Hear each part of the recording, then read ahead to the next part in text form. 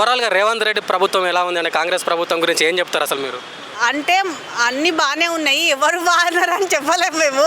వీళ్ళు వాళ్ళని కాదు, ఎవరైనా స్వార్థం లేకుండా పరిపాలన చేయడమే మంచిది కదండి. కానీ బాగానే ఉంది రేవంత్ రెడ్డి గారు సీఎం గారు. మాకు ఒకటి డబుల్ బెడ్రూమ్లు ఇప్పించండి చాలు.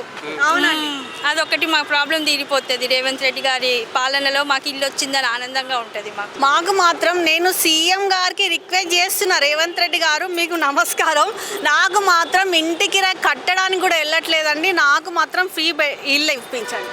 నేను చాలా రిక్వెస్ట్, ఎందుకంటే మేము బాగా ఇస్తామని చెప్తున్నారు కదా ప్రభుత్వం, ఇస్తా అని చెప్తున్నారు కదా. ఇస్తా అని చెప్తున్నారు. మేము కేసీఆర్ సార్ ఉన్నప్పుడు కూడా మేము అప్లై చేసినామండి, మాకు రాలేదు. 10 సంవత్సరాలలో మీరు డబుల్ బెడ్రూమ్కి ఎప్పుడైనా అప్లై చేసుకున్నారా? మీకు రావడానికి ఇట్లా ఏమన్నా జరిగింది అసలు? వచ్చింటే మాకు ఇది ఎందుకు ఉంటుందండి, రాలేదు మాకు. నేను అప్లై చేసిన ఇప్పుడు 2019లో అప్లై చేసిన, కానీ ఇప్పటి వరకు మాకు రాలేదు.